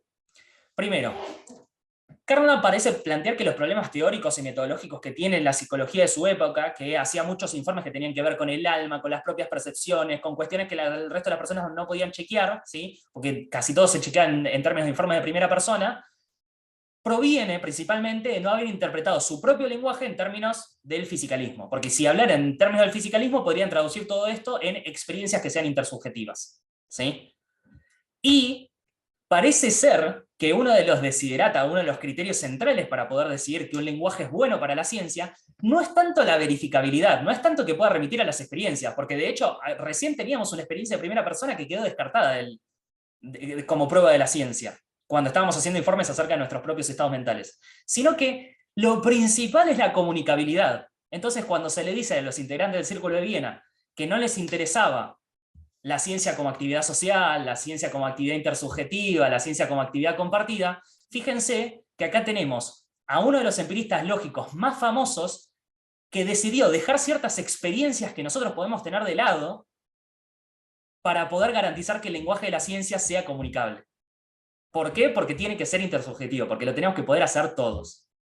Entonces, por una cuestión que es estrictamente social en el carácter de la ciencia, está descartando buena parte de lo que podría llegar a comprobar conocimientos que son individuales. Yo puedo probar por mis propios medios y por mi propia experiencia ciertos enunciados acerca de mis estados mentales. Pero eso, ¿por qué no puede entrar en la ciencia? Porque la ciencia tiene que ser compartida en un lenguaje que podamos chequear todos a partir de experiencias que podamos tener todos. Entonces, esa parte de la experiencia individual, si bien me sirve a mí solo, no está a disposición del resto, debería ser descartada de la actividad científica. Entonces, esto es una cuestión interesante para poder revisar. Normalmente se los tiene a los positivistas, a los empiristas lógicos, como gente que solamente tuvo criterios individuales para poder justificar el conocimiento científico. Y en realidad esto no era así, ¿sí? En este caso, Carnap explícitamente está evitando que se haga eso, ¿sí? Está evitando que nosotros recurramos a mecanismos que son individuales, por confiables que sean, para la prueba científica, porque la prueba científica debería estar disponible para todos. Debería remitir a experiencias que puedan ser compartidas o por lo menos vividas por todos por igual. Si no, los enunciados no tienen sentido. Ciencia, solamente ciencia, lo que si se puede describir en los mismos términos para todos y si puede ser verificado de la misma manera por todos, ¿sí? Así que bueno, con esto terminamos con la exposición del día de hoy. Y bueno, recibo dudas, consultas, algo que haya quedado pendiente, algo que quieran preguntar al respecto, algo que quieran comentar al respecto.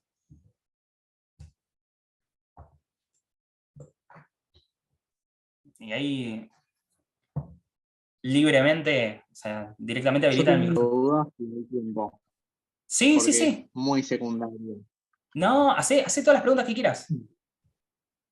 Necesito saber por qué el todos los cuervos son negros es un efecto Mandela. Y por qué lo leí en Hempel y capaz no existía un Hempel.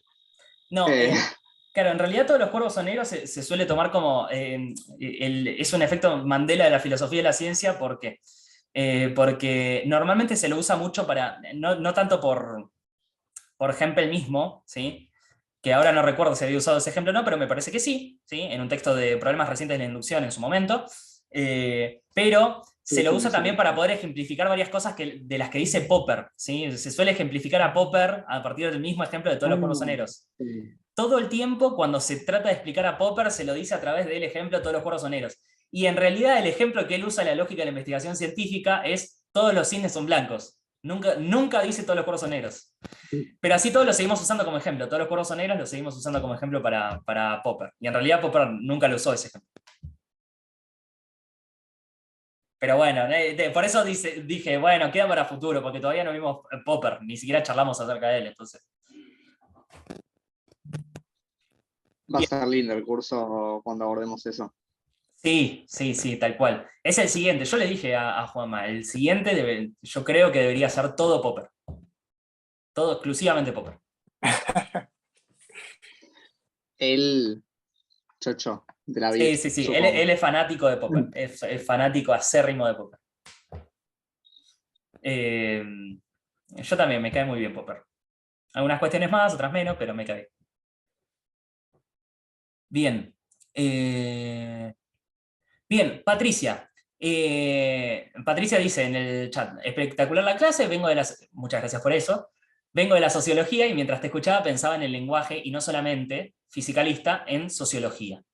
Me parece excelente el comentario por lo siguiente. Justo estaba repasando, cuando estaba terminando de preparar la clase, estaba repasando un librito excelente que se llama El positivismo lógico, que es un compilado que hace uno de los propios positivistas lógicos sobre varios artículos de integrantes del Círculo de Viena y también de gente que inspiró ciertos postulados del Círculo de Viena. Y algo interesante acerca de eso es que hay algunos artículos, por ejemplo un artículo de Schlick, que era uno de los primeros, padre fundador del Círculo de Viena en realidad, que dice, bueno, ¿qué pretende la ética? Y trata de formular la ética como una ciencia empírica. Después hay otro artículo, ya les digo exactamente, de Otto Neurath, que se llama Sociología en Fisicalismo, que lo que trata es de hacer esto mismo que hicimos con la psicología para la sociología. Entonces, si quieren, lo que puedo hacer es subirles el libro entero para que ustedes lo tengan y puedan revisar los artículos. Simplemente es un compilado de artículos del positivismo lógico. Está subido, creo. En realidad, Ahí me fijo. yo subí partes, pero no me acuerdo si lo subí todo. Por las dudas lo puedo dejar. Perfecto. Pero bueno, este compilado está excelente y tiene un montón de artículos. Son más de la época del positivismo más puro y duro, ¿sí? Pero así todos sirven para varias de las cuestiones que estuvimos conversando. Bueno, ahí Patricia, por las dudas te lo menciono de vuelta. Con respecto a lo del tema de la sociología, hay un artículo de Otto Neurath que se llama Sociología en Fisicalismo, que trata de hacer esto mismo que hicimos recién con el tema de la psicología, que había hecho Carnap, lo hace para el ámbito de la sociología. Así que bueno, después subo el libro entero al Classroom y queda a disposición por si lo querés leer también. Gracias, Ignacio, justo se me desconectó. Sí, Buenísimo, me imaginaba. muchas gracias. No, por favor, un placer. Bueno, ¿alguna duda o consulta más? Mariana dice, interesante para pensarlo desde la sociología, pensando en los presupuestos iniciales de su conformación disciplinar, repensando que Comte pensaba en un estadio metafísico. Sí, de hecho, Comte, bueno, obviamente la palabra positivismo se toma de él, ¿sí? Y Comte era como bastante partidario de formar una concepción científica rigurosa del mundo, y por eso trata de salir del estadio metafísico en el que estamos en el pensamiento para poder entrar en el estadio científico, ¿no? Pero así todo, se dieron una serie de discusiones para poder tratar de definir cuál era el objeto de estudio de la sociología, de qué manera había que investigar en el área. De hecho, no es casualidad que al mismo tiempo que surge los primeros integrantes las primeras reflexiones de los integrantes del Círculo de Viena y del positivismo lógico, surja también toda la revisión acerca de cuál es el objeto de estudio de la sociología y cuál es la metodología que deberían usar. Las discusiones entre Weber, Durkheim, todas esas discusiones se dan más o menos en la misma época por los mismos motivos, y de hecho un poco de forma un poquito maliciosa, los integrantes del empirismo lógico critican bastante a la sociología porque se la pasaban discutiendo acerca de cómo deberían investigar y qué deberían investigar. Y en realidad se ponen a discutir esas cuestiones porque los mismos integrantes del positivismo y del empirismo lógico están haciendo esa propuesta. Entonces los critican por algo que ellos mismos le pidieron. Pero bueno, básicamente eso. ¿Sí? Es una discusión súper interesante y sí, va en esta línea. Y bueno, sí, como vos decís, Mariana, exactamente por esto coincide en la etapa en la que se consolida académicamente la sociología. Por estos motivos, porque se está discutiendo acerca del carácter de la ciencia y cómo unificarla. Entonces, hay gente que está mucho más a favor de decir que la sociología debería aunarse con el resto de las ciencias. Hay gente que dice que tiene su propio objeto de estudio y que debería tener métodos separados. Entonces hay todo un debate al respecto. Pero bueno, como en líneas generales no se logró unificar el método con el del resto de las ciencias, en un sentido estricto, entonces de parte de la filosofía de las ciencias por mucho tiempo se los ha discriminado. Bueno, y gracias por los comentarios lindos ahí en el chat. Lean, sí. No, ya que lo traen a Comte, me parece genial incluso traerlo para todo el curso, pero para Carnap en particular, por lo último que decías, de cómo la comunicabilidad, la sociabilidad juega un rol central.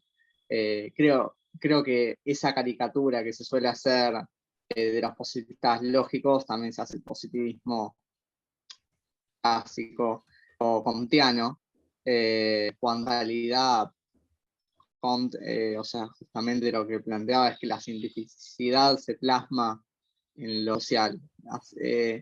Así que da vuelta a toda caricatura, o por lo menos las reducciones de manual, me parece genial que se evidencien eso.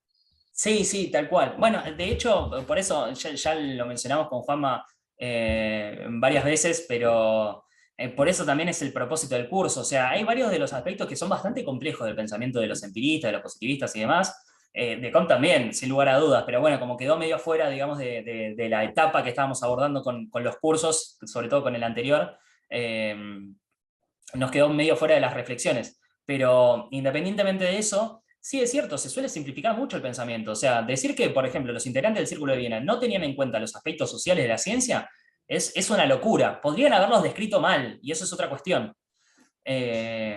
Pero que los tuvieron en cuenta, los tuvieron en cuenta. De hecho, inclusive para muchos de ellos era lo principal, que la ciencia tuviera un aspecto plural, social y compartible, digamos. O sea, es algo básico. Entonces, eso es como súper importante. Bien. ¿Algo más? ¿Comentario, duda, consulta? Yo tengo una pregunta, pero es sobre el texto de la psicología fisicalista. Sí. Como los imprimo para leer, porque me cuesta leer en el ordenador, le faltaba, no sé si una página o dos al final, para terminar de cerrar la lectura. Ah, Entonces, ahora me voy a fijar en el archivo, porque yo sé que lo había recortado bien, pero tal vez falló la conversión cuando lo subí o por algún motivo. A ver. y te quería preguntar también si tienes el texto donde viene, bueno, el libro completo, no sé qué sea. Una Sí, el libro recopilación. completo es justo el libro que mencioné hace un rato de positivismo lógico, porque aparece en ese No, compilado. pero el de donde viene la fundamentación lógica de la física, el primer texto que nos Ah, ok, expusiste ok. de Carnap. Sí, Es sí, que sí, sí, lo me tengo. pasó que, ajá, me pasó que estaba leyendo esas dos primeras partes donde viene la letra más grande y me llamó mucho la atención, porque en todo lo que iba leyendo como que veía yo a Kuhn, ¿no? O sea, ya sé que Kuhn vino mucho después, pero me gustó y me interesó como para leerlo completo. Perfecto, perfecto. Sí, sí, por supuesto, lo subo. Subo Gracias. entonces el libro, los dos libros completos, o sea, donde aparecen estos artículos, los subo completos. Ahí también aparece el artículo sobre sociología en fisicalismo, pero independientemente de eso, aparece todo lo de Carnap. De hecho, aparecen varios artículos de Carnap en uno, y el otro es un libro entero escrito por él. Así que sí, sí, por supuesto que lo subo. Gracias por el pedido, me gusta que estén entusiasmados. Bien. Bueno, entonces, si no hay algo más, algo para comentarles, por las dudas también esto lo dejo en la grabación. El viernes que viene es feriado acá en Buenos Aires, así que el viernes que viene no vamos a tener encuentro, el siguiente encuentro va a ser una semana después, ¿sí? El viernes 2 de junio. De todas maneras, esto lo dejo escrito en el campus, la semana que viene se los voy a recordar para que nadie se conecte, digamos, de forma imprevista porque se olvidó. Y vamos a aprovechar entonces el viernes 2 de junio para retomar las reuniones y tener las otras 3, ¿sí? Porque ya estamos a mitad del curso básicamente, ¿sí? Así que bueno, no mucho más. Yo ahora obviamente les voy a subir el video correspondiente y obviamente por lo que necesiten. Vamos conversando a través del Classroom, a través de mail, por el medio que ustedes quieran. Y si quieren pedir también material, lo pueden hacer de forma libre, por donde ustedes gusten, ¿sí? Así que bueno, la vez que viene nos vamos a encontrar con varias críticas, ¿sí? Críticas internas dentro del propio empirismo lógico acerca de cuestiones que surgieron en torno a la distinción entre términos empíricos y teóricos, ¿sí? ¿Por qué esta distinción no es del todo aplicable? ¿Por qué esta distinción trae problemas? ¿Por qué esta distinción puede llegar a resultar inclusive contradictoria en ciertos puntos? O sea, vamos a encontrarnos con varias discusiones que se dieron en el interior del empirismo lógico para poder discutir esto que planteamos hoy como una especie de esquema cerrado, ¿sí? Entonces, yo creo que va a estar muy lindo. Y bueno, viene bien tener un par de semanitas, digamos, en el medio para poder decantar todo lo que estuvimos conversando hoy, porque fue bastante, fue bastante. Bueno, nos vemos entonces el viernes que viene, no, el otro. Nos vemos en 2 semanitas. Un beso enorme.